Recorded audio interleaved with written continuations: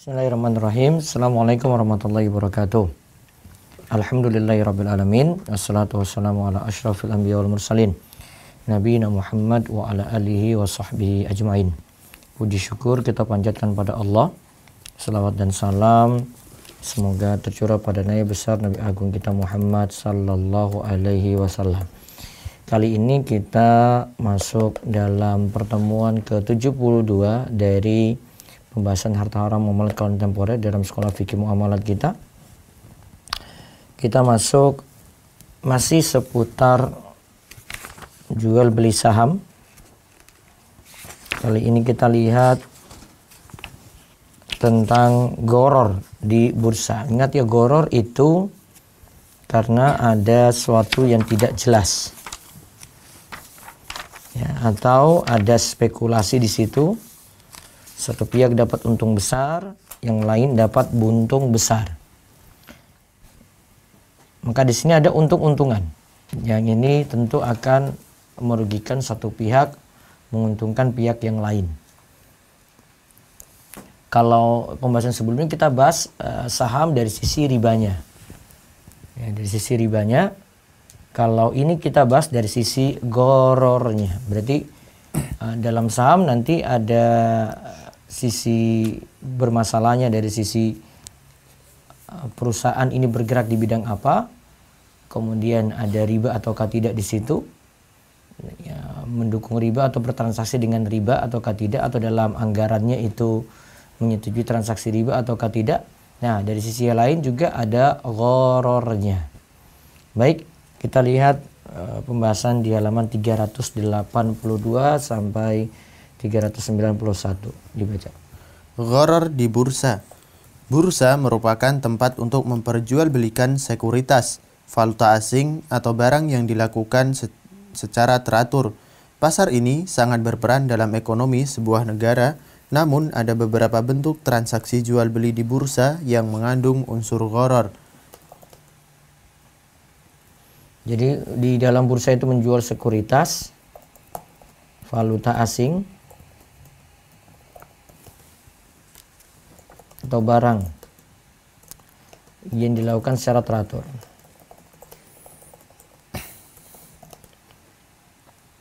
Pasar ini sangat berperan dalam ekonomi sebuah negara, namun ada beberapa bentuk transaksi jual beli di bursa yang mengandung unsur gharar. Di antaranya kita lihat pertama short sell. Ya. Short sell yaitu transaksi yang terjadi di pasar spot maupun future market dengan cara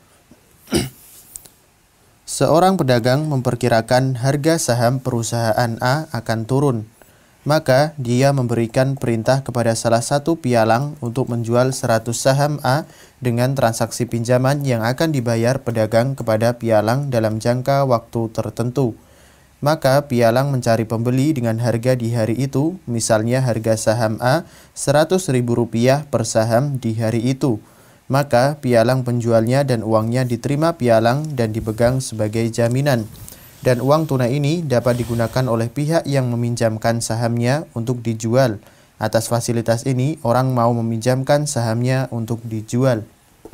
Nah, lihat, pedagang itu memperkirakan harga saham perusahaan A akan turun. Saham perusahaan A akan turun, terus maka dia memberikan perintah kepada salah satu pialang untuk menjual 100 saham A. Namun dengan transaksi pinjaman yang akan dibayar pedagang. Yang akan dibayarkan pedagang kepada pialang dalam jangka waktu tertentu. Maka pialang itu mencari pembeli. Pialang nanti mencari pembeli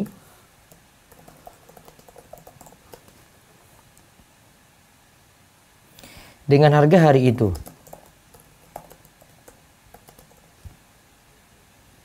Harga saham A Rp100.000 per saham di hari itu. Ya, yang tadi harga 100.000 tadi. Ya, ini harga 100.000 per saham di hari itu. Maka pialang menjualnya dan uangnya diterima pialang. Dan uang diterima pialang.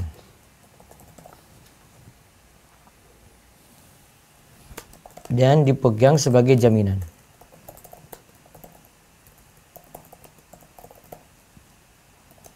Nah, uang tunai ini dapat digunakan oleh pihak yang meminjamkan sahamnya untuk dijual. Atas fasilitas ini orang mau meminjamkan sahamnya untuk dijual. Nah, terus keterangan di bawah. Kemudian, pada saat waktu penyelesaian transaksi terjadi, ternyata harga saham A turun menjadi Rp80.000 per saham. Maka pedagang tadi membeli 100 saham A di bursa, lalu menyerahkannya kepada pialang dan mengambil uang keuntungan selisih harga jual saham awal dengan saham yang diberikannya kepada pialang sekitar Rp2 juta. Nah, di situ dari selisih 100.000 dan 80.000, jadi tadi sudah dipegang, terus dia beli lagi. Nah, ada selisih 100.000 dan 80.000, dia dapat untung di situ. Terus. Dan jika terjadi sebaliknya, harga saham yang dipinjam naik, maka penjual memberikan sisa kekurangan nilai sahamnya melalui margin yang ia bayarkan kepada pialang, dan ia menderita kerugian. Nah, jika yang terjadi sebaliknya, harga saham yang dipinjam naik, nah, tadi kan masih dipinjam, naik, maka penjual memberikan sisa kurangan nilai sahamnya melalui margin yang ia bayarkan kepada pialang, dan ia menderita kerugian. Nah, makanya di sini ada sisi gorornya, diambil untung-untungan di sini. Ya. Nah, sekarang kita lihat hukum short sale. Dari deskripsi di atas, jelas bahwa penjualan saham dilakukan oleh pedagang jual sebelum ia memiliki barang yang dijualnya. Maka transaksi ini termasuk menjual barang yang tidak dimiliki, dan menjual barang yang belum dimiliki termasuk jual beli gharar, sebagaimana yang telah dijelaskan pada pembahasan ruang lingkup gharar. Dengan demikian, hukum transaksi ini adalah haram. Ini termasuk jual beli barang yang belum dimiliki, dan nantinya berdasarkan sabda Nabi SAW an Hakim bin Hizam, qala ya Rasulullah ya'tini rajul fayuridu minil bai'a laysa indi afa abta'uhu lahu minas suq faqal la tabi' ma laysa indak. Diriwayatkan dari Hakim bin Hizam, ia berkata, wahai Rasulullah, seseorang datang kepadaku untuk membeli suatu barang. Kebetulan barang tersebut sedang tidak kumiliki.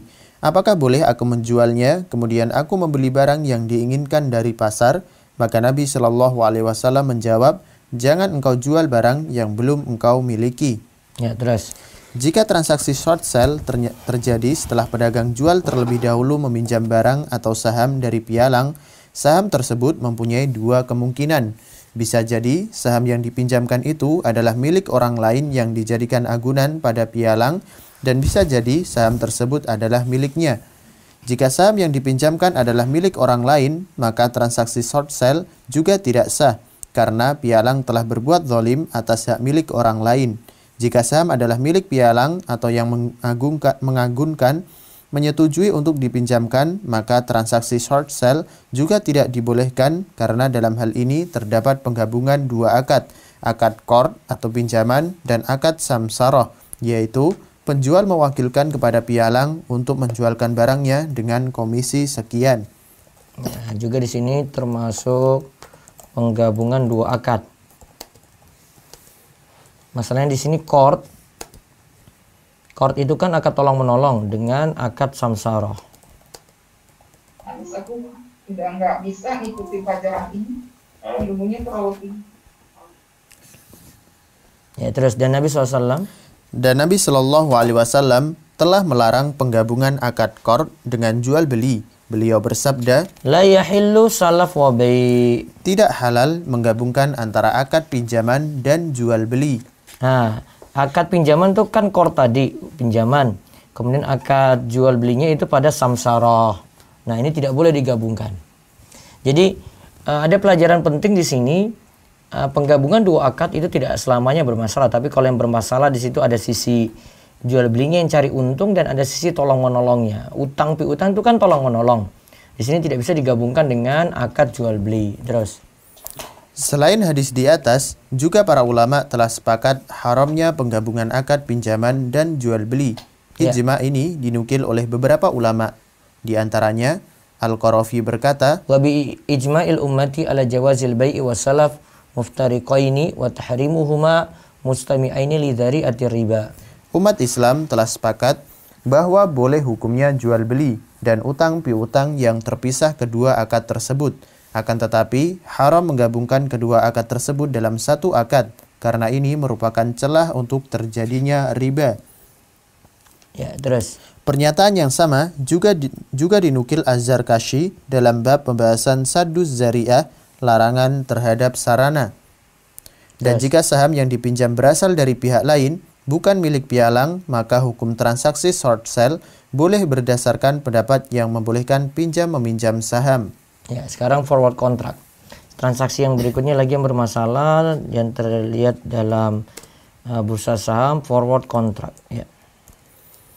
Forward contract atau kontrak berjangka adalah penjualan pembelian jumlah tertentu dari barang, surat berharga pemerintah, mata uang asing atau instrumen keuangan lainnya dengan harga yang ditetapkan saat ini dan penyerahan serta penyelesaian pada tanggal tertentu pada masa datang. Ya. Transaksi ini umumnya dilakukan pedagang spekulan beli yang memperkirakan harga sebuah sekuritas atau komoditas akan naik. Ia membelinya dengan harga hari ini. Bila ternyata benar, harga sekuritas yang dibelinya naik pada saat tanggal penyelesaian, maka barang yang telah ia beli, ia jual lagi. Dengan demikian, ia mendapat keuntungan selisih harga jual dan beli. Ya, terus. Juga dilakukan oleh pedagang spekulan jual yang mengantisipasi bahwa surat berharga tertentu akan turun nilainya. Untuk itu, ia menjual barang yang belum dimilikinya dengan syarat akan menyerahkannya kemudian dan kembalinya kembali pada saat yang diperjanjikan. Jika ternyata harga sekuritas tersebut benar turun, maka ia membelinya di pasar lalu memberikannya kepada pembeli serta ia mendapat keuntungan selisih harga jual dan beli. Nah, lihat di sini. Transaksi umumnya ini dilakukan oleh pedagang spekulan. Spekulan beli yang memperkirakan harga sebuah sekuritas. Jadi ada sekuritas atau komoditas akan naik. Ia membelinya dengan harga hari ini. Nah, bila ternyata benar, maka sekuritas yang dibeli tadi, yang dibelinya naik tadi pada saat tanggal penyelesaian, maka barang yang telah ia beli, ia jual lagi.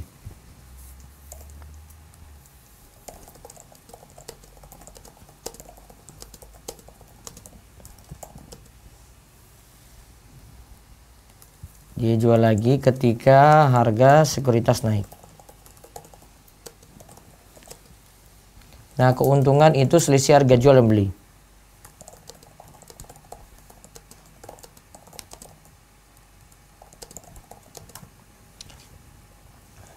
Nah, juga dilakukan oleh pedagang spekulan. Ada juga surat berharga tertentu akan turun nilainya. Ia menjual barang yang belum dimilikinya. Nah, sudah ada masalah di sini nih, menjual barang yang belum dimiliki.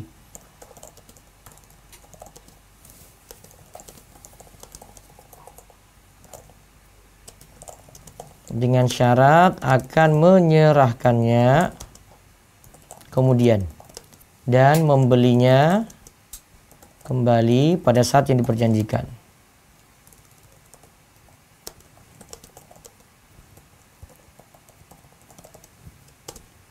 Nah, jika ternyata harga sekuritas tersebut benar turun, maka ia membelinya di pasar, lalu memberikannya kepada pembeli serta ia mendapat keuntungan selisih harga jual dan beli. Jadi di sini ada selisih harga jual dan beli, tetapi ada sifat barang sini belum dimiliki. Nah, kita lihat di sini, kalau secara umum dari bahasan ini saya sudah bermasalah. Coba lihat. Hukum forward contract atau kontrak berjangka. Ya. Dari uraian di atas, jelas bahwa transaksi ini mengandung hal-hal yang dilarang Islam yang hukumnya haram. Ya. Berdasarkan dalil-dalil berikut. 1. Dalam transaksi ini, harga dan akad tunai pada saat itu juga, tapi barang dan uang nanti akan diserah terimakan pada waktu yang akan datang paling cepat setelah 2 hari. Hal ini disebut dalam fikih dengan bai dain bid dain. Nah, utang dengan utang atau tertunda dengan tertunda nggak boleh. Ini kalau di dalam misalnya ada yang mau pesan barang. Kalau jual beli salam itu kan uang di muka, barang belakangan. Nah, kalau uang belakangan, barang belakangan juga. Dan ini bukan suatu barang yang diproduksi ya. Seperti kita beli, ya gampangannya ya, sedang diproduksi misalnya beli nasi goreng gitu. Namun ini barang yang sudah di stok. Barang tertunda, uang tertunda. Maka ini jadi jual beli dain bid dain. Jual beli tertunda dengan tertunda, nggak boleh. Terus. Jual beli ini disepakati haram hukumnya oleh para ulama, sebagaimana dinukil oleh Imam Ahmad dan Ibnu Munzir. Jadi haram hukumnya berdasarkan ijma para ulama.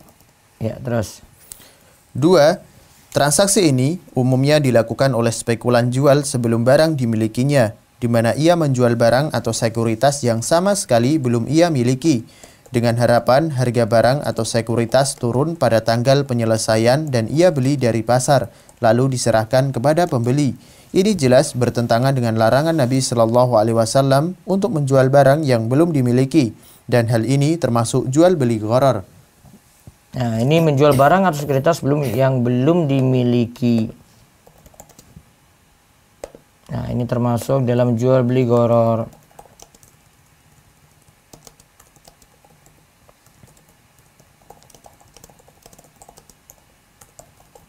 Oke, terus yang ketiga. Transaksi jual beli ini sesungguhnya bukanlah tujuan dari para pedagang spekulan. Tujuan mereka sesungguhnya hanyalah selisih dua harga.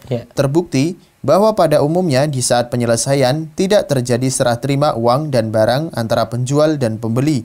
Yang terjadi hanyalah perhitungan selisih harga dan yang beruntung menerima selisih harga. Jadi kalau kita gampangannya membayangkan ya, barang itu tidak ada namun mengandalkan selisih saja gitu. Jadi ada yang tertunda dengan yang tertunda tadi. Terus.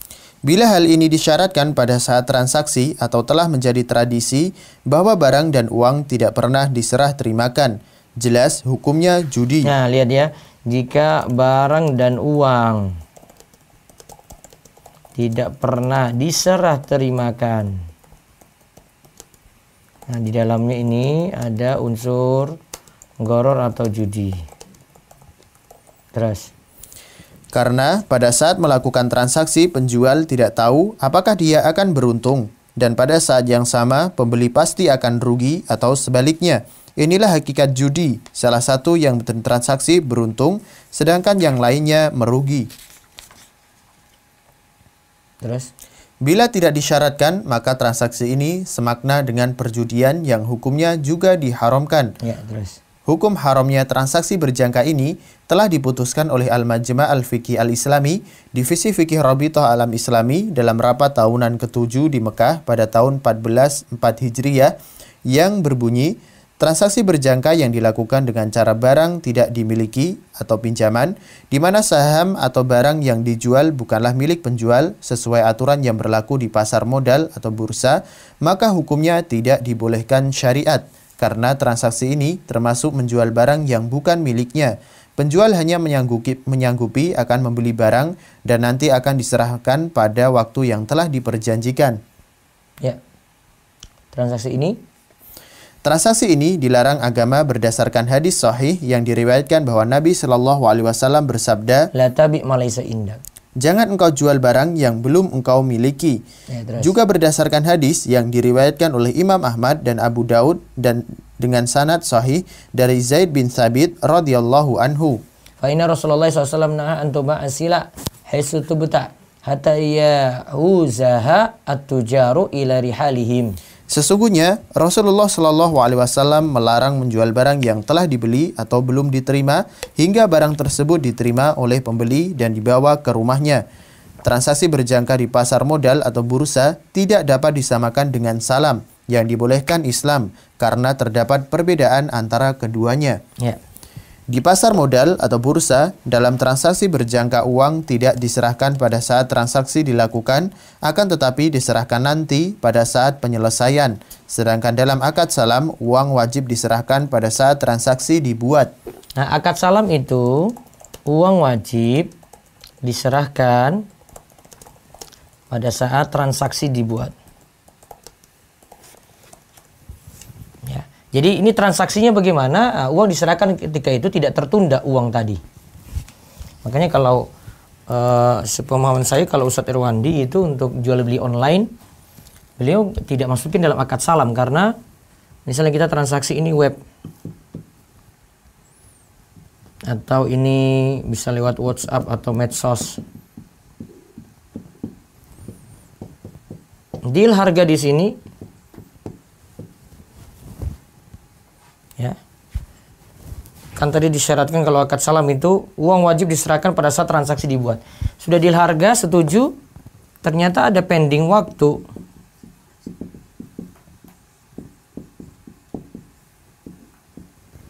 Ya dia transfer nanti maunya dia kan, dia sudah masukin di sudah menyetujui, misalnya dia transaksi lewat WA, ya saya setuju dengan harga itu. Misalnya saya butuh transfer 1 juta, 2 jam lagi baru dia transfer.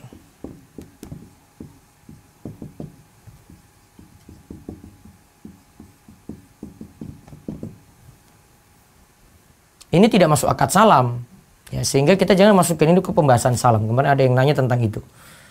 Baiknya ini dimasukkan pada pembahasan, kan barang sudah ready di sini, di stok.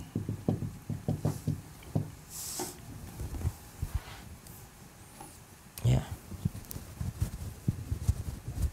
Kalau salam nggak masuk, tetapi kita memang benar beli, tapi bayarnya tunggu dulu. Nah, ketika sudah deal bayar, baru nanti barang itu jadi milik kita. Tapi kalau dianggap salamnya di sini enggak. Karena ada pending waktu untuk transfer.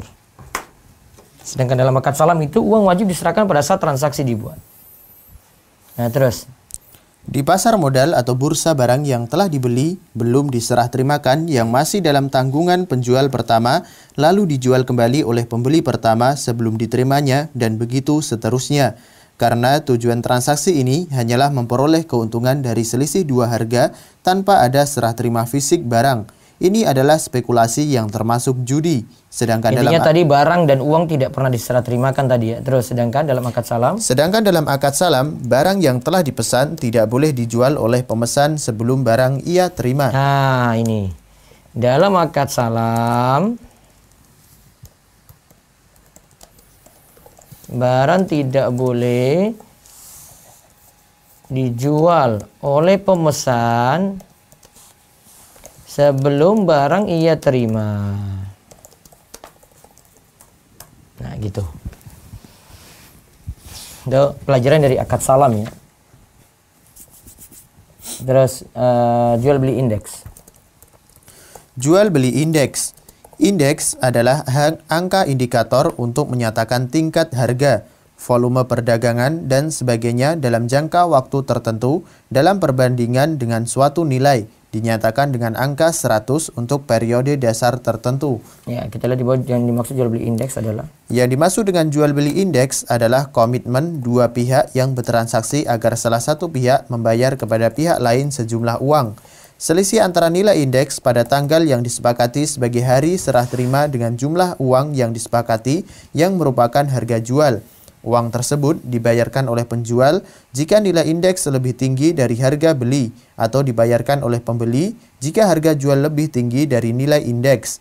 Biasanya selisih angka antara nilai indeks dan harga jual dikalikan dengan angka yang tetap yang berbeda jumlahnya dari satu indeks ke indeks lainnya, umumnya angka 500. Terus menjual? Penjual dan pembeli dalam transaksi ini melakukan transaksi terbalik sebelum tanggal yang disepakati. Jika ia merupakan pembeli pada transaksi pertama, dapat melakukan transaksi jual dan sebaliknya. Ya, tadi pada kalimat intinya itu uang itu dibayarkan oleh penjual jika nilai indeks lebih tinggi. Uang dibayarkan oleh penjual jika nilai indeks lebih tinggi dari harga beli.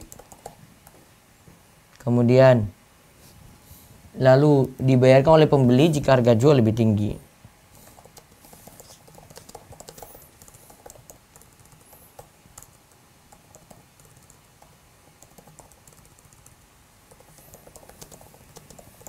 Jika harga jual lebih tinggi.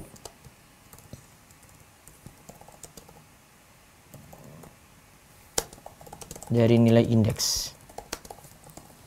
Oke. Terus penjual dan misalnya A melakukan transaksi beli indeks Dow Jones dengan harga 125 dolar. Pada tanggal serah terima, ternyata nilai indeks naik mencapai 143. Maka A menerima dari penjual selisih harga beli dengan nilai indeks sejumlah 9.000 dolar, yaitu 143 dikurang 125 dikali 500 sama dengan 9.000.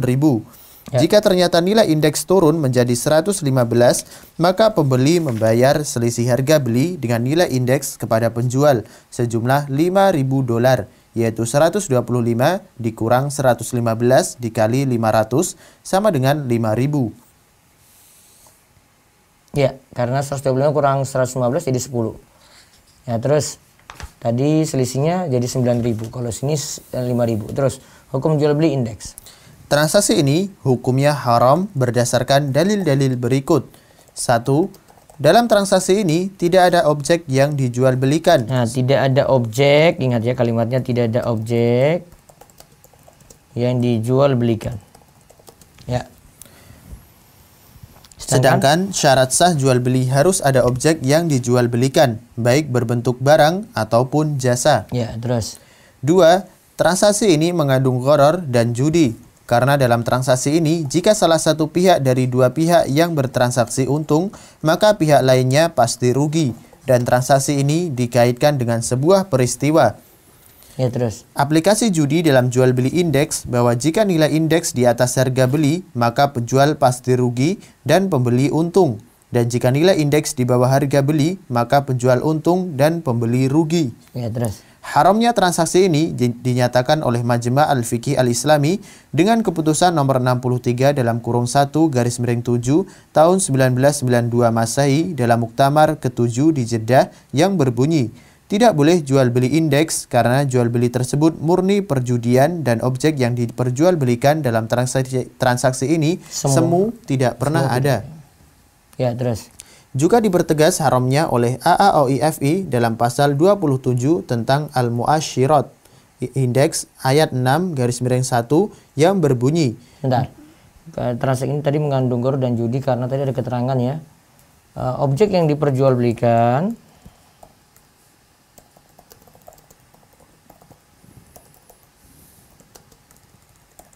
itu semu, tidak pernah ada. Oke. Ya, terus juga dipertegas tadi terus berbunyi jual beli indeks tidak dibolehkan karena hakikatnya memberikan atau mengambil harta orang lain yang dikaitkan dengan kemunculan nilai indeks tertentu tanpa ada jual beli aset dari hasil yang ditunjukkan oleh indeks tersebut. Sekalipun jual beli ini bertujuan untuk mengatasi kemungkinan kerugian yang akan terjadi atau hedging, karena termasuk salah satu bentuk perjudian dan memakan harta orang lain dengan cara yang batil. Nah, jadi objek barang itu intinya tidak jelas dalam hal ini. Maka pelajaran penting dalam masalah jual beli secara umum, objek barang yang dijual itu harus jelas. Nah, ini masalah dalam jual beli indeks. Terus satu lagi yang lihat ini yang terakhir, kontrak opsi. Ya, baca. Kontrak opsi adalah salah satu cara jual beli instrumen di pasar keuangan di mana penyerahan uang berarti mendapatkan hak untuk membeli atau menjual instrumen pasar keuangan dalam jangka waktu tertentu dengan harga yang tertera dalam kontrak. Berarti tadi penyerahan uang ya, itu akan mendapatkan hak untuk membeli atau menjual instrumen pasar keuangan dalam jangka waktu tertentu dengan harga yang tertera dalam kontrak. Oke, misalnya hari ini harga saham salah satu perusahaan yang dijual di pasar modal bernilai Rp100.000. A memperkirakan saham ini akan naik pada masa yang akan datang. Maka A memutuskan untuk melakukan transaksi opsi dengan B senilai Rp5.000 sebagai imbalan kesediaan B untuk menjual sahamnya yang seharga Rp100.000 kapanpun diminta oleh A dalam jangka waktu 100 hari. ya. Andai perkiraan A benar dan harga saham perusahaan tersebut naik menjadi Rp120.000, maka A mengambil haknya dengan kontrak opsi dan membeli saham dengan harga Rp100.000 pada hari di mana harga saham tersebut Rp120.000. Dari kontrak ini, A mendapat untung sebanyak Rp15.000 per saham yang merupakan selisih dari dua harga. Harga kontrak opsi sebesar Rp5.000 yang telah diberikan sebelumnya kepada B. Adapun jika harga saham tersebut tidak naik, dapat dipastikan A tidak akan mengambil hak transaksi opsi. Jika harga saham tersebut turun menjadi Rp90.000, dapat dipastikan A akan membelinya di bursa saham daripada membelinya dari B. Dalam kondisi ini, A telah menderita kerugian sebanyak Rp5.000 uang biaya kontrak opsi. Nah, sekarang hukum transaksinya biar jelas. Yang ada di sini masalahnya apa? Hakikat dari transaksi opsi adalah menjual hak atas kepemilikan suatu barang, dan menjual hak kepemilikan atas suatu barang termasuk jual beli yang tidak sah. Sama dengan memakan harta orang lain dengan cara yang batil, karena hak atas kepemilikan bukanlah suatu barang dan bukan juga suatu jasa yang dapat dimanfaatkan oleh pembelinya. Nah, berarti di sini masalahnya menjual hak kepemilikan atas suatu barang termasuk jual beli yang tidak sah. Sama dengan memakan harta orang lain dengan cara yang batil. Jadi hukumnya di sini ada menjual hak kepemilikan atas suatu barang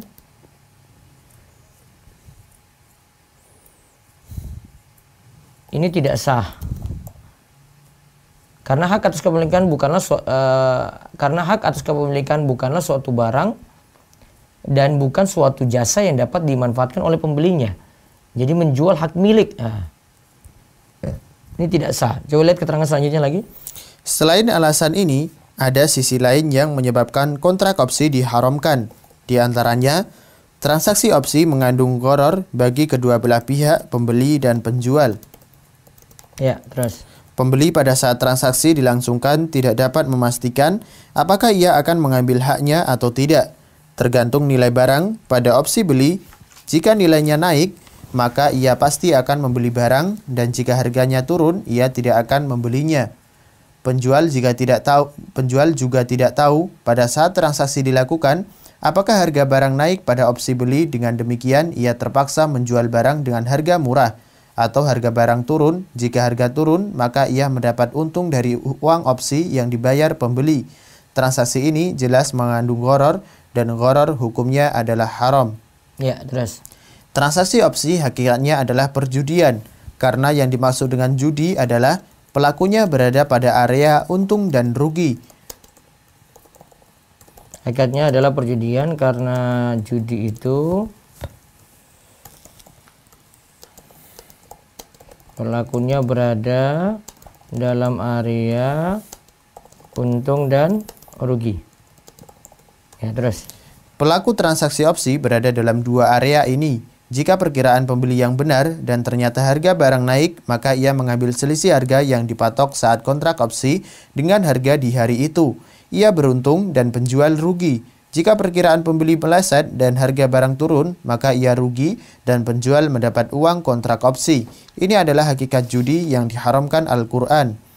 Haramnya transaksi opsi telah diputuskan oleh Al-Majma' Al-Fiqih Al-Islami, Divisi Fikih Oki nomor 63 dalam kurung 1 garis miring 7 tahun 1992 yang berbunyi, kontrak opsi sebagaimana yang dipraktikkan di pasar modal merupakan akad baru yang tidak ada contohnya pada akad dahulu. Karena objek dalam transaksi opsi bukanlah harta, bukan jasa, dan juga bukan hak yang dapat diperjualbelikan, maka dari itu akad ini tidak dibolehkan syariat. Ya.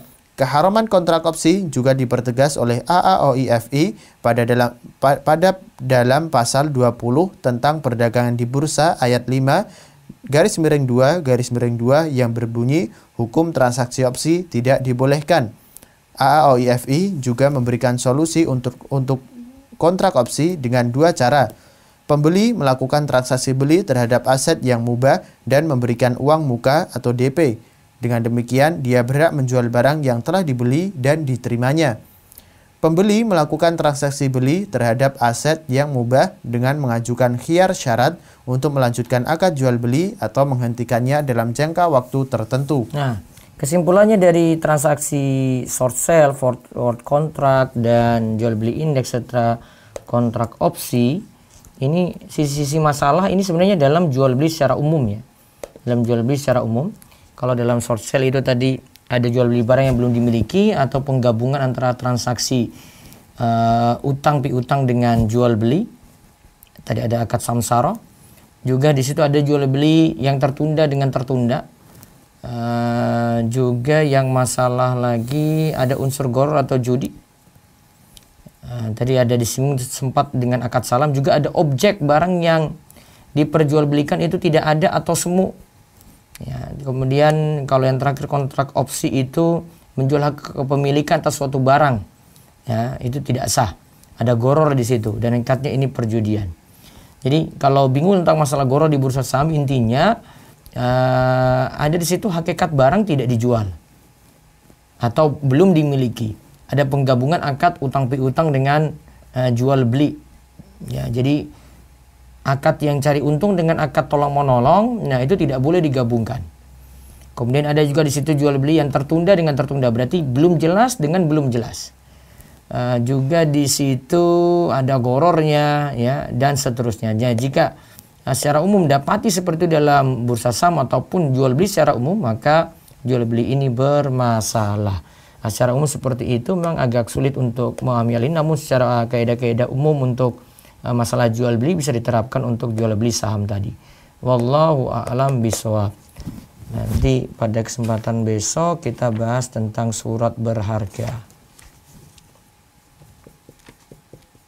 Ya, silakan dari Zoom barangkali untuk bertanya, dibuka kesempatan, monggo. Besok kita bahas di halaman 505 sampai 510.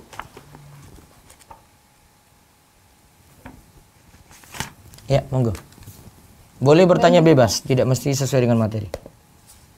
Nah, Anda persilakan kepada peserta yang raise hand terlebih dahulu. Tafadholi kepada Umu Cinta. Ya, alhamdulillah. Assalamualaikum warahmatullahi wabarakatuh, Ustaz. Waalaikumsalam warahmatullahi wabarakatuh. Silakan Om. Izin bertanya di luar tema. Ya. Di sini mohon nasihat Ustaz. Ada teman yang sudah bercerai dengan suaminya, memiliki 3 orang anak laki-laki. Ya. Mereka tinggal di anak laki-laki, 3 anak laki-laki itu, dan teman saya yang perempuan ini tinggal di rumah hasil dari suaminya yang Dulu. Sama yang dulu. Lalu anak yang pertama ini sudah umur 27 tahun. Qadarullah berapa tahun yang lalu mengalami kecelakaan tunggal yang mengakibatkan ada kelemahan di mata, hampir 50%, penglihatannya tinggal 50%, dan bagian kanannya agak melemah. Nah, tapi dalam perjalanan waktu beliau ada usaha jual kopi online di rumah. Nah, sekarang ini alhamdulillah ada akhwat yang ingin menjadi istrinya gitu, Ustaz. Dan alhamdulillah akhwatnya juga bisa menerima keadaan ikhwan ini dan juga orang tuanya. Yang mau saya tanyakan di sini, si anak agak bingung karena bertanya sama ayahnya. Ayahnya menyarankan untuk jangan menikah sekarang karena diminta untuk anak ini lebih dulu settle agar nanti bisa menafkahi. Walaupun dalam hal ini dia sudah bekerja sebatas kemampuannya, dia tuh jualan online gitu, Ustaz. Yeah. Tapi bundanya memberikan semangat, maksudnya udah bismillah nggak apa-apa, insya Allah yang penting kamunya kan ada usaha dan tinggal di sini nanti di rumah ini gitu. Nah, menurut Ustaz, nasihat Ustaz gimana ya? Ini anak bingung apakah dia ikutin nasihat ayahnya atau nasihat bundanya, itu Ustaz. Lihat yang mana yang paling maslahat saja. Kalau memang tidak ada kendala untuk menikah, saya sarankan menikah lebih diutamakan gitu. tidak perhatikan dua-duanya, karena dua-duanya perbedaannya jelas ya di situ ya, antara ayah dan bundanya ya, maka pilih yang mana maslahat bagi dia. Dia bisa istikharahkan itu. Oh iya, baik Ustaz. Ya. Saran saya sih, kalau saran saya tetap menikah dengan keadaan yang seperti itu. Oh. Ya, karena ada peluang. Oh, Masya Allah, Masya Allah. Iya Ustaz, Masya Allah. Ya, disarankan menikah saja, insya Allah Allah tanggung rizki. Disarankan menikah saja, insya Allah Allah nanggung rizkinya, gak usah khawatir. Oh, Masya Allah, Masya Allah. Baik Ustaz, Iya. Allah khairkan Ustaz. Waalaikumsalam. Baik, berikutnya lagi silakan. Selanjutnya, tafadhol kepada Bapak Herman Sugiharto. Assalamualaikum warahmatullahi wabarakatuh. Waalaikumsalam warahmatullahi wabarakatuh. Silakan Pak Herman. Waalaikumsalam. Alhamdulillah Pak Ustaz, tempo hari sempat curhat masalah saham dengan Pak Ustaz. Insya Allah, nggak salah akhir bulan lalu ya Pak Ustaz. Qadarullah sekarang sudah selesai semua Pak Ustaz. Nah, jadi sudah saya jual semua. Yang tempo hari saya bilang karena COVID menurun, qadarullah hanya Allah Pak Ustaz. Sudah terjual semua dan sudah saya sisihkan semua yang hak saya sama umum. Cuma sedikit saya mau sedikit sharing Pak Ustadz berkaitan dengan saham yang bahasan kita dari kemarin Pak Ustadz. Memang saya lihat itu Pak Ustadz itu ada 2 poin Pak Ustadz. Ini setelah saya ngaji ya Pak Ustadz, setelah saya keluar dari ribawi, terus saya ngaji yang 2 penjelasan Pak Ustadz, Ibu harta haram dan usaha Erlandi. Yang pertama berkaitan dengan objek Pak Ustadz. Mungkin kalau objek hampir rata-rata bisa kita cari perusahaan di Indonesia yang berusaha itu halal, ada yang haram jelas tidak. Tapi yang kedua itu masalah sistem Pak Ustadz. Mungkin yang saya lihat itu MUI ataupun DSN itu melihat hanya berdasarkan jumlah hutang Pak Ustadz.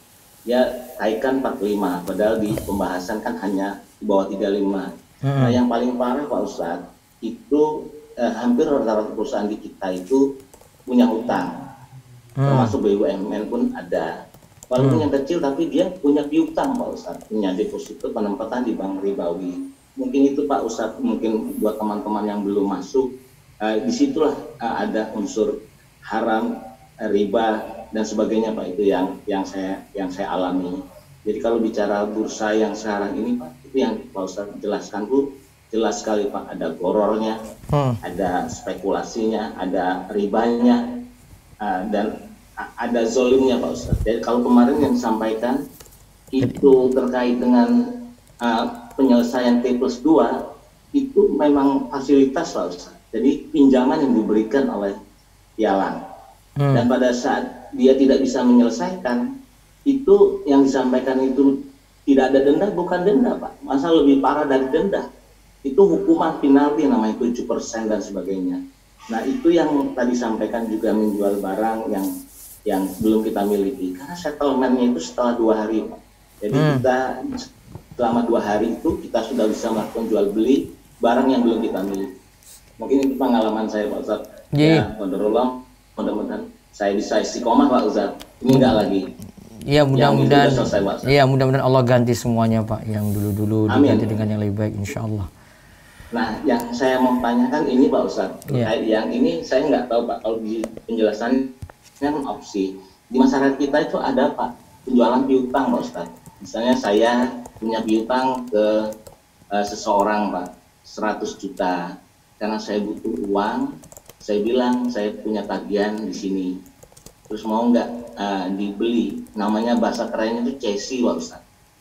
Nah itu saya jual biasanya Pak di bawah harga tagihan saya 100 juta, mungkin saya jual mungkin dengan 80-90. Kalau yang itu boleh nggak Pak Ustadz? Yang dijual kan piutang. Benar Pak Ustadz. Akhirnya dijual lebih murah. Iya Pak Ustadz. Jadi 80 juta gitu. Iya, karena saya butuh uang Pak Ustadz. Saya jual sama orang. Misalnya saya jual rumah Pak Ustadz. Orang itu bayar kepada saya baru misalnya 200, baru 100, kan kurang 100 Pak Ustadz. Ada orang beli rumah sama saya, dia harga 200 Pak Ustadz. Kalau itu ada objek barang? Iya, ada nih Pak Ustadz. Tapi nah, kalau yang saya jualnya tagihannya Pak Ustadz. Jadi itu bukannya mengurangi, Nah, piutang itu kan harusnya masih ada 100 Pak Ustadz. Iya. Saya nggak tahu dia bayarnya berapa, apa 3 bulan apa 4 bulan. Tiba-tiba saya bilang sama teman, ini saya punya tagihan ada 100, saya jual. Nah itu hukumnya bagaimana ya Pak Ustadz? Oh, nanti jual ke orang lain lebih rendah, terus nanti dia tetap dapatkan 100. Iya benar Pak Ustadz. Ah, nggak boleh, karena sudah jual beli utang itu. Oh gitu ya Pak Ustadz. Kalau tadi, saya kira tadi rumah, jadi cuma turunkan harga sendiri kepada yang berutang. Kalau itu beda lagi. Bukan Pak tagihannya Pak Ustadz. Nah, tagihannya nggak boleh. Nggak boleh Pak Nggak Ustadz. boleh. Itu juga jual sesuatu yang tertunda dengan sesuatu yang tertunda. Jadi jual beli dain bid dain. Kali bil kali ya Pak Ustadz. Kali bil kali, nggak boleh. Masya Allah. Ya. Dan terakhir Pak Ustadz di luar tema boleh Pak Iya Ustadz? silakan. Sekarang ini kan corona Pak Ustadz. Kami suka sholat yang meninggal itu sholat jenazah di masjid. Padahal meninggalnya tidak ada di sini. Padahal yang saya pahami Pak. Sholat goib berarti. Goib ya. Sholat goib, ji. Kalau artinya kalau belum disolati ya Pak Ustadz. Sebenarnya seperti itu Pak Ustadz yang benar Pak Ustadz. Memang ada 3 pendapat dalam hal ini. Ada pendapat pertama, sholat goib itu boleh dilakukan siapapun yang meninggal. Ini dari pendapat mazhab Syafi'i. Jadi Pak Iron punya saudara misalnya di Papua gitu. Saya nggak bisa ke sana nih. Ya sudah sholat goib saja. Ya, itu pendapat pertama. Terus yang kedua, sholat goib itu ada hanya untuk jenazah yang belum disolatkan. Nah, terus yang ketiga, sholat goib ada khusus untuk tokoh-tokoh besar saja. Tokoh-tokoh besar, karena dulu Nabi SAW itu menyolatkan jenazah Raja Najasyi, itu tokoh besar itu. Nah, kalau mau lihat pendapat yang umum di masyarakat kita itu pakai pendapat yang pertama. Nah, jadi kalau ada ya ikut saja, gak masalah. Gak masalah. Iya. Baik Pak. Ya termasuk dalam COVID ini juga sama. COVID misalnya, punya saudara di Kalimantan meninggal karena COVID, saya nggak bisa ke sana karena protokoler juga gitu. Nah, bisa sholatkan goib saja di sini, di tempat Pak Herman dibolehkan. Boleh. Jazakallah khairan Pak Ustadz. Iya, Gom. Baik, yang berikutnya lagi dari Resen, satu lagi silakan. Pak Ustadz, tafadholi kepada Ummu Hafiz. Assalamualaikum warahmatullahi wabarakatuh Ustaz. Waalaikumsalam warahmatullahi wabarakatuh. Kan Ustaz di luar tema. Iya. Ustaz, Ana mau bertanya tentang bagaimana cara menyikapi misalkan anak kita ini Ustaz ngompol Ustaz. Ngompol. Jadi kalau untuk membersihkan kasurnya itu misalkan kan sudah kering Ustaz. Nah, jadi kalau udah kering itu kita sudah wudu terus terinjak kasur itu gimana hukumnya? Apakah batal wudu? Kan kalau najis itu ada 3 unsur ya, ada bau, rasa, warnanya ya. Minimal itu bau dan warnanya hilang. Kalau bau dan warna kencing tadi itu hilang, maka dianggap sudah hilang najis tadi. Namun kalau itu belum, maka belum dianggap hilang. Meskipun kering ya Ustaz ya? Kan bisa dilihat aja. Mungkin kalau warna agak sulit ya. Yang penting baunya Ummu Hafiz. Yang penting baunya hilang. Kalau warna agak sulit, tetap pasti kelihatan bekas. Apalagi kalau kasurnya putih kan, kelihatan bekas. Nah, maka minimal berarti baunya itu hilang. Maka sudah dianggap kasur tadi itu suci. Jadi misalnya Muhafiz keringkan dalam 1 hari gitu. Sudah lihat, oh ini bekasnya masih ada, tetapi baunya sudah hilang. Maka sudah dianggap hilang.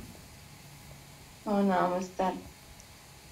Satu lagi Ustaz. Silakan. Kalau misalkan kan biasanya kan anak-anak kalau dia ini Ustaz buang kecil Ustaz ya, kan ada kayak ember itu Ustaz. Nah, jadi misalkan ada percikan itu bukan di ember, misalkan di bak lah Ustaz. Baknya ukuran kecil apa besar? Ukuran nggak terlalu besar lah Ustaz. Nah, berarti saya anggap kecil lah. Kalau mau yang aman sih kalau zaman ini, yang pertama, kalau pakai pendapat mazhab Syafi'i, air yang kurang dari 2 kula, kurang dari 200 liter, kemasukan percikan kencing, maka ya air itu jadi najis otomatis. Walaupun tidak berubah ketika kencing itu masuk ke dalam air. Tidak berubah jadi najis gitu, enggak. Tapi sudah bertemu antara najis dengan air. Ya, sudah bertemu maka dianggap najis. Ya, memang amannya sih lebih daripada 200 liter kalau bak itu ingin dibuat. Ya, karena sudah banyak, terus patokannya itu kalau airnya itu dianggap banyak, dianggap baru najis ketika ada perubahan bau, rasa atau warna menjadi najis. Nah, namun kalau mau aman saat ini, kalau itu memang cuma bak kecil, ya jaga-jaga saja biar tidak kemasukan ini cipratan kencing. Namun kalau merasa itu ya, ada yang masuk, lebih aman itu dibuang. Atau dikuras. Kan nggak terlalu boros kalau yang bak kecil ya, dikuras saja, lebih aman. Itu juga termasuk sifat waroknya, hati-hatinya. Iya, Ustaz. Gitu ya. Jazakallah khair, Ustaz. Waalaikumsalam. Assalamualaikum warahmatullahi wabarakatuh. Waalaikumsalam warahmatullahi wabarakatuh. Baik, sebentar dari chat bisa dibaca 2 pertanyaan dulu. Nah, Ustadz, Ana bacakan pertanyaan lewat chat. Bismillah, izin bertanya Ustadz, boleh tidak kalau kita jualan lewat GoFood, yang mana GoFood mengambil profit 20% di luar ongkir untuk driver? Otomatis keuntungan kita jadi lebih kecil jika dibebankan ke pembeli, otomatis harganya jadi lebih mahal dari harga jual di luar GoFood. Misal kalau jual di GoFood 75.000 dan kalau jual di luar GoFood 60.000. Tapi sementara ada pembeli yang ingin beli lewat GoFood. Bagaimana Ustadz? Syukron. Asalnya masih dibolehkan yang biaya Gojek tadi untuk upah jasa untuk dia. Dibolehkan. Wallahu a'lam. Satu lagi silakan. Nah, selanjutnya Assalamualaikum Ustadz. Waalaikumsalam warahmatullahi wabarakatuh. Bertanya, jika zakat tabungan sudah mencapai nisab perak dan baru tahu belum lama ini tentang perhitungan zakatnya, bagaimana ya Ustadz? Sedangkan tabungannya sudah sejak 2014 dan apakah disalurkannya tahun ini juga Ustadz? Tidak, pakai ilmu baru saja untuk yang bertanya. Jadi pakai ilmu baru. Jadi misalnya baru tahu di tahun 1442 Hijriah ini. Nah, kapan bayar zakatnya? Nanti pakai patokan 1442 Hijriah saja. Kalau dia sudah menganggap ini sudah di atas nisab, misalnya dia bayar nanti Ramadan 1442 ya, maka pakai patokan Ramadan ini untuk Ramadan berikutnya lagi. Nanti bayarnya setiap Ramadan 1442 Hijriah. Kan patokan nisab itu kan cuma masalah kita berhak bayar atau tidak gitu. Kalau memang sudah terbiasa bayar, ya sudah, simpanan berapa tinggal dikalikan 2,5%. Jadi patokan nisab dan haul itu kan kayak gitu. Cuma untuk menentukan kita pantas bayar nggak, kita berhak bayar nggak, kita wajib bayar zakat atau tidak gitu. Baik, sebentar tahan dulu, dari WhatsApp ada. Bismillah Ustadz, izin bertanya. Ya. Apa benar kalau kita ini kemarin apabila wanita istihadah yang sudah memakai pembalut, apakah setiap hendak sholat harus ganti pembalut? Nah, wanita istihadah sudah pakai pembalut, kalau mau ganti lebih aman ya, setiap kali sholat ganti pembalut. Namun kalau menyulitkan, al-masyaqqah tajlibu taysir.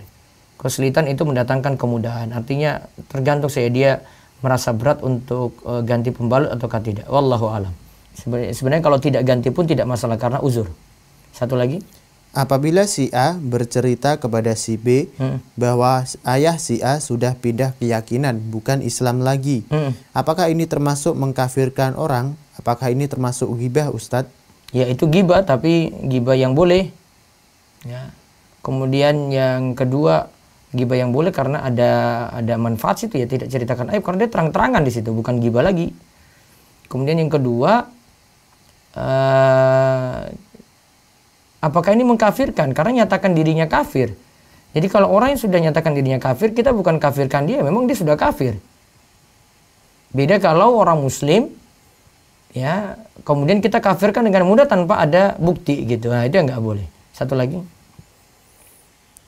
Teman Ana menyuruh Ana menyimpan uangnya di Ana. Dan akhir-akhir ini menyuruh ana mendepositokan. Tapi ana bingung belum menjawabnya, takut riba. Afan Ustadz minta solusinya.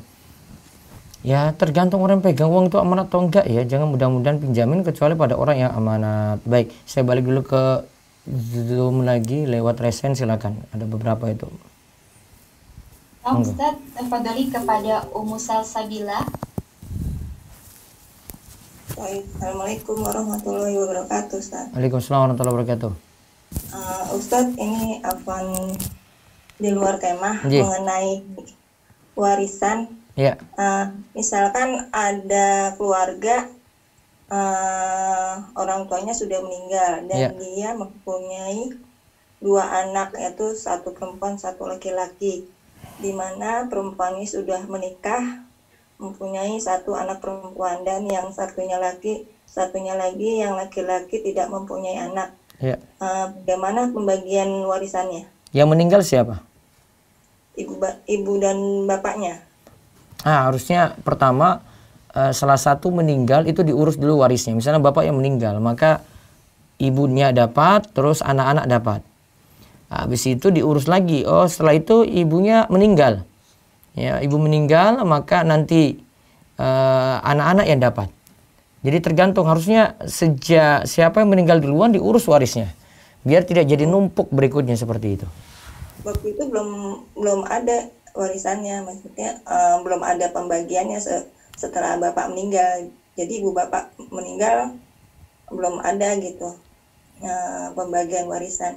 Belum ada pembagian kan, tapi kan ada harta. Ada. Nah, berarti diurus dulu. Misalnya yang meninggal dulu siapa? Bapak atau ibunya? Bapak dulu. Nah, bapak dulu. Berarti pas bapak meninggal, ibu jatah warisnya berapa, anak-anak berapa? Jadi nanti dapat 2 kali itu. Tapi ibunya udah meninggal. Nah, ibu sudah meninggal lagi kan? Terus hitung lagi ketika ibu meninggal, yang dapat waris berarti anak-anak. Jadi kalau misalnya sekarang nih ibu bapak udah meninggal, jadi pembagiannya gimana ya Pak? Iya tadi 2 kali dapat. Oh 2 kali. Makanya kan tadi saya sebut, ketika ayah meninggal harusnya harta waris sudah dibagi. Kan yang ketika itu masih hidup ibu dan anak-anak. Iya. Nah, itu dihitung warisnya. Terus kan menyusul berikutnya ibu meninggal lagi. Nah, ketika ibu meninggal kan ada harta waris dari bapak, ibu punya harta lagi. Iya. Mungkin dia punya harta yang lainnya lagi dari peninggalan yang lain gitu. Ibu punya harta, maka dibagi waris untuk anak-anak. Gitu. Jadi 2 kali ya? Dapat 2 kali, karena 2 orang kan? Iya. Baik, kalau misalnya ada salah satu salah satunya murtad, itu nggak kebagian itu ya warisnya? Anak yang murtad? Misalnya. Nah, misalnya berarti nggak dapat waris. Walaupun dia murtadnya balik lagi ke Islam gitu. Udah Islam, murtad balik lagi ke Islam, itu boleh nggak? Saat harusnya pembagian waris dia Islam atau bukan? Islam. Islam, ya sudah berarti dia dapat. Baik Ustadz, kalau misalnya satu lagi Ustadz, kalau misalnya di dalam YouTube kan dapat monetisasi dari YouTube. Itu kalau misalnya penghapusan iklan itu yang menghapus yang punya channel atau yang menontonnya ya? Kalau yang menghapus yang punya channel nggak bisa. Karena dia gunakan layanan YouTube kan. Tetapi pelanggan YouTube itu bisa menghapus iklan dengan cara dia membeli YouTube Premium. Pakai YouTube Premium. Karena kalau pakai YouTube gratisan pasti ada iklan. Jadi kalau misalnya si yang punya YouTube itu, yang punya channel itu, agar tidak mempunyai hasil penghasilannya yang syar itu bagaimana, yang misalnya penontonnya nggak menghapus iklan-iklan? Yang penting dia punya video, ya videonya itu benar, bukan video yang bermasalah, nggak masalah. Karena dia sebenarnya bukan masalah di dia, tapi itu masalah dari yang pengguna aplikasi YouTube, iklan tadi.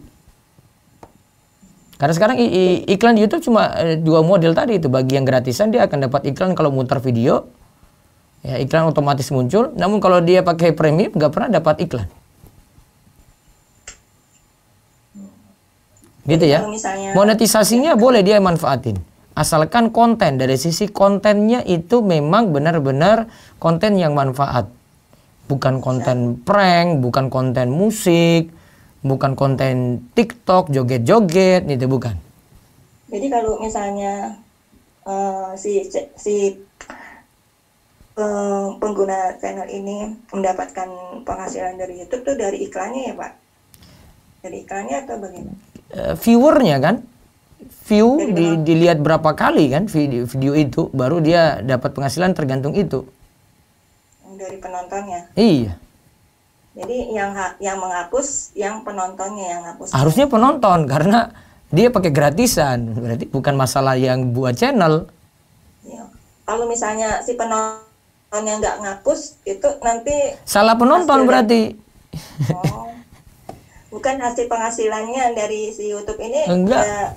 Karena monetisasi itu dilihat dari jumlah viewer yang berapa kali ditonton video itu. Makin banyak ditonton kan makin banyak dapat ini penghasilan dari video itu. Baik Pak. Baik, terima kasih. Jadi tergantung konten ya. Ya, jazakallah khairan. Assalamualaikum. Waalaikumsalam. Baik, satu lagi silakan. Selanjutnya tafadholi kepada Ummu Nadia. Nah, Assalamualaikum Ustaz. Waalaikumsalam warahmatullahi wabarakatuh. Silakan. Ustaz, afwan, pertanyaannya mungkin apa ya? Ini loh Ustaz, anak kan sejak belajar sunnah baru tahu ya Ustaz, kalau misalnya kita niat sholat atau niat mengambil wudhu itu tidak perlu kita melafadzkan. Iya. Karena ada sebagian dari ustaz-ustaz sunnah yang mengatakan itu. Tapi tadi sore Ustaz Ana nonton di TV TV sunnah juga, ada salah satu ustaz mengatakan kita harus melafadzkan niat. Tapi dia nggak mengatakan di TV itu lafadznya itu seperti apa. Apakah sama seperti yang saya sebelumnya belajar sunnah, misalnya kalau untuk sholat itu harus usoli dan seterusnya, atau kalau kita mau niat buat wudu nawaitu dan seterusnya. Nah, menurut Ustaz bagaimana ya Ustaz? Saya jadi bingung. Kalau ibu sudah nggak hafal, ya sudah nggak usah hafal saja gitu, nggak usah lafadzkan. Namun bagi yang masih pun sebenarnya ada argumen juga yang lain. Ya intinya kalau saya masih pandang itu masalah khilafiyah, sehingga toleran saja. Oh, nah jadi kita nggak apa-apa ya Ustaz ya kalau misalnya mau ambil wudhu hanya bismillah aja gitu. Ya cukup sebenarnya seperti hati. Itu niatnya kan dalam batin, karena patokan niat itu kan dalam batin, dalam hati. Oh, sudah dianggap sah itu.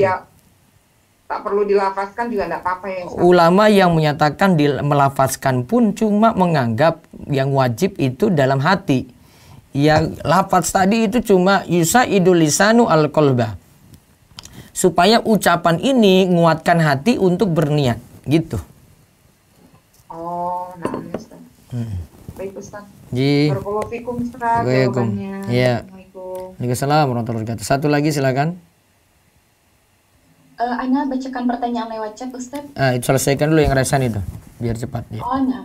Kasihan sudah kepada saudari atau saudara Abian.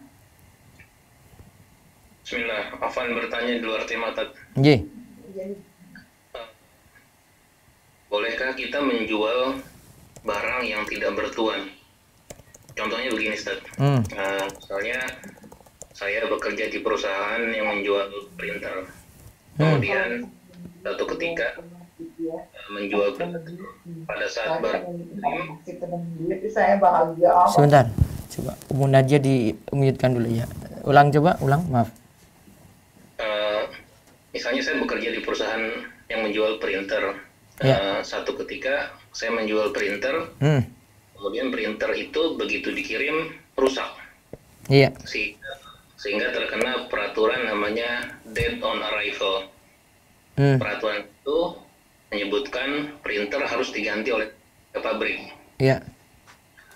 Printer yang rusak ditarik untuk di scrap. Iya. Sebelum di scrap ternyata bisa diutilisasi untuk mesin demo, karena ada beberapa spare part yang bisa diganti dan mesin itu bisa hidup lagi ternyata gitu. Tapi mesin itu sudah tidak ada di bertuan. sistem, karena sudah harusnya di scrap, tapi karena kelihayan teknisi diganti beberapa spare part bisa hidup, kemudian dijadikan mesin untuk demo, sehingga mesin itu tidak bertuan karena dari sistem di kantor sudah tidak tercatat serial numbernya. Ya. Nah, bolehkah jual gitu, Tat? Boleh, tapi dengan minta izin perusahaan. Ya, jadi dengan izin orang yang harusnya berwenang untuk men-scrap mesin itu.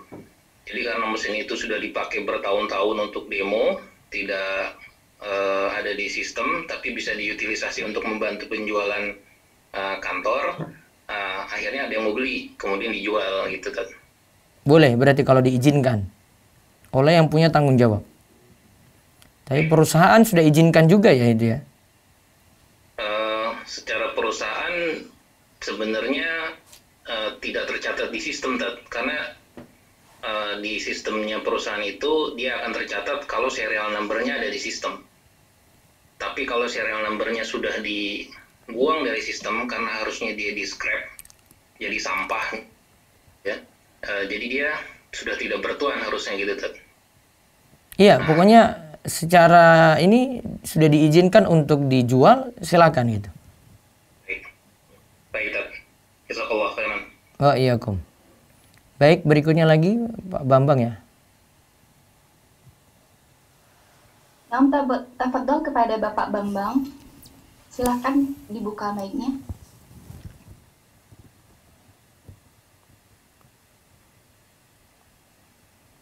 Bapak Bambang Sucipta. Baik, Assalamualaikum warahmatullahi wabarakatuh. Waalaikumsalam warahmatullahi wabarakatuh, silakan. Iya. Afwan Ustadz, izin bertanya. Ana ini ada pertanyaan mengenai jual beli saham, Ustadz. Iya. Nah, Ana kebetulan masuk di salah satu sekuritas, ya namanya Indo Premier Sekuritas.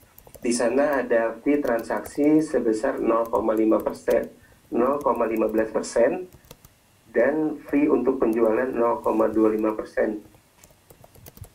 Ya.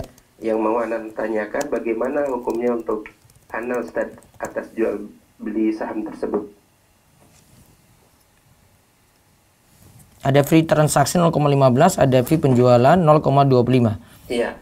Jadi saat beli saham, Anda dikenakan biaya transaksi itu 0,15%. Ketika menjual saham tersebut, Anda dikenakan biaya transaksi 0,25%. Iya. Nah, ini bukan masalah terbatas di sini saja ya, tapi ke jual beli saham syarat yang dulu kita pernah bahas ada tiga macam ya. Ada perusahaan yang halal, ada perusahaan yang halal tapi bertransaksi riba, ada perusahaan yang haram.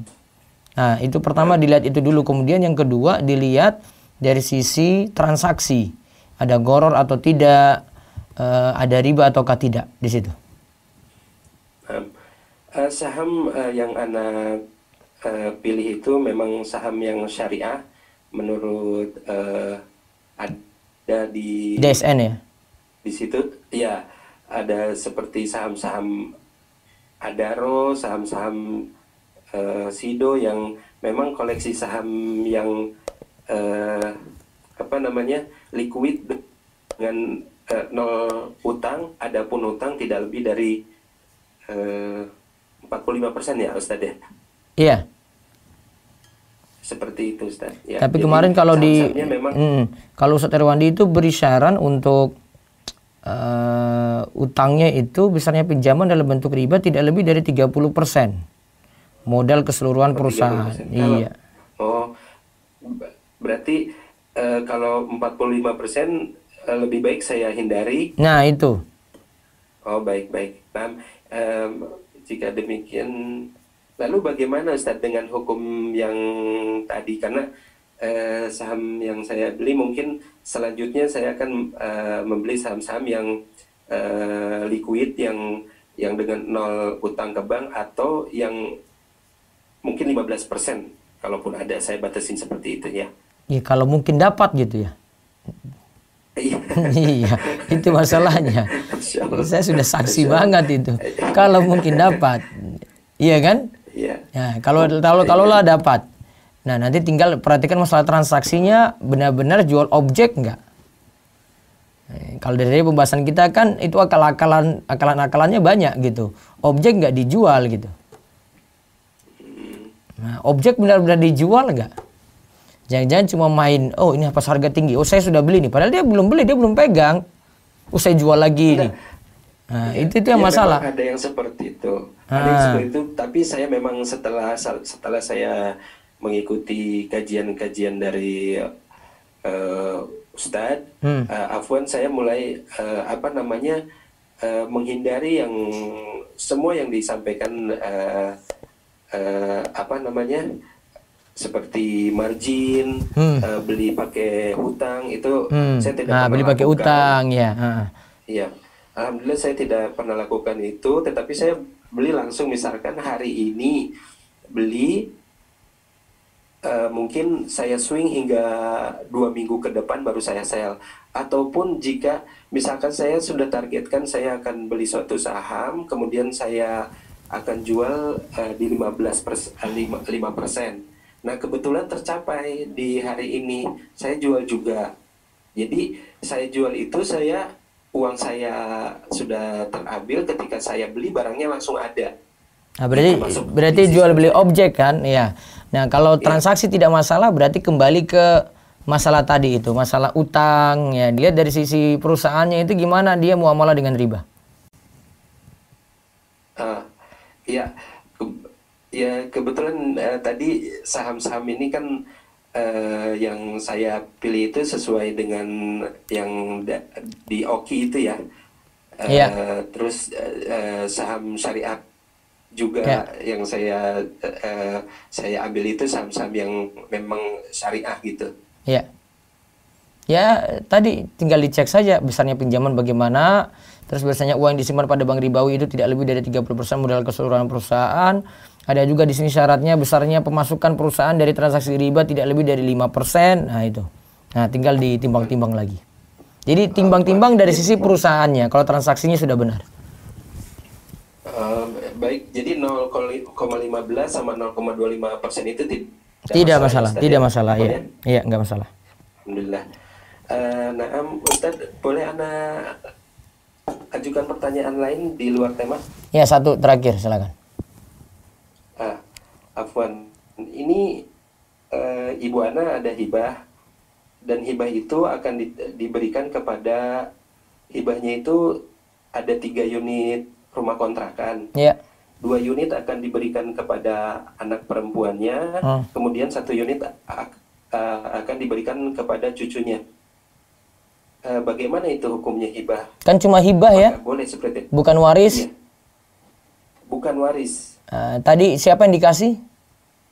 2 untuk anak perempuan kakak saya. Terus? Sama 1 unit untuk cucu dari anak kakak saya yang tertua. Kira-kira itu zolimi yang lain atau tidak? Membuat yang lain cemburu atau merasa tidak adil?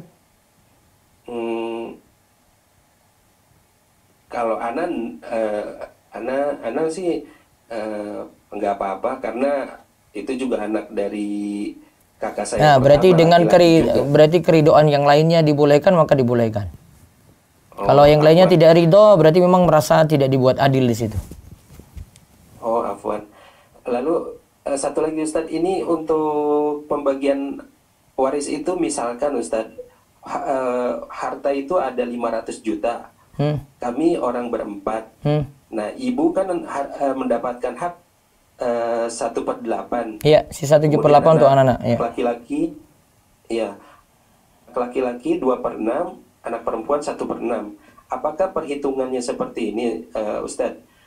Misalkan ibu dapat 50 juta, anak laki-laki dapat 150 juta, anak perempuan dapat 75 juta. Apakah seperti itu? Yang anak-anak siapa saja yang 4 tadi? 2 laki-laki, 2 perempuan. 2 laki-laki 2 perempuan. 2 laki-laki berarti jadi 4 tambah 2 6. Berarti laki-laki dapat 2/6, perempuan dapat 1/6. 1/6. Nah, tinggal dihitung dari sisa 7/8 tadi. 1/8. Kan tadi 1/8 ibu. 7/8 turun ke anak-anak, sisa. Ya, dari 7/8 ini 2/6-nya itu laki-laki, ya, masing-masing laki-laki, 1/6-nya masing-masing perempuan. Oh, begitu, bukan dihitung rupiah, karena ini ada usulan dari kami karena uangnya ada 500 juta, sudah ibu dikasih 50 juta aja, laki-laki 150, anak perempuan 75 juta. Itu salah juga ya, nggak bisa seperti itu ya. Ya pokoknya 1/8 ibu, 1/8 dari 500 berapa?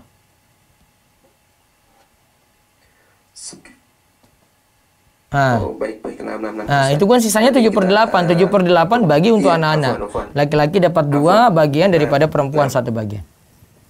Gitu ya? Syukran Ustaz. Iya, Jazakallah khair. Baik, terakhir dari Syafiq, silakan. Assalamualaikum Ustaz. Waalaikumsalam warahmatullahi wabarakatuh. Mau tanya, pendapat terkuat sedekap itu gimana Ustaz? Apa gimana? Sedekap. Sedekap ketika kapan? Salat. Saat kapan itu? Sudah takbir. Sesudah? Takbir. Yang ditanya apanya sedekapnya? Yang gimana posisinya Ustaz? Posisinya perempuan apa laki-laki? Laki-laki. Sama semuanya ya. Bisa di dada, bisa di perut turun, bisa di pusat. Kalau di atas dada? Di atas dada, di atas begini? Ya. Enggak boleh. Turun. Agak turun sedikit. Ya. Boleh. Satu lagi Ustaz. Iya. Bagusnya kita kuliah bahasa Arab dulu atau ekonomi syariah? Kuatkan bahasa Arab dulu. Kuatkan bahasa Arab dulu, nanti insya Allah ekonomi syariatnya lebih mudah. Ya. Baik, kami cukupkan. Insya Allah ada pertemuan lagi besok pagi dengan pembahasan surat-surat berharga. Demikian kita cukupkan, mudah-mudahan bawa berkah bagi semuanya. Kita tutup dengan doa kafaratul majelis. Subhanakallahumma bihamdika, asyhadu an la ilaha illa anta, astaghfiruka wa atubu ilaik. Assalamualaikum warahmatullahi wabarakatuh.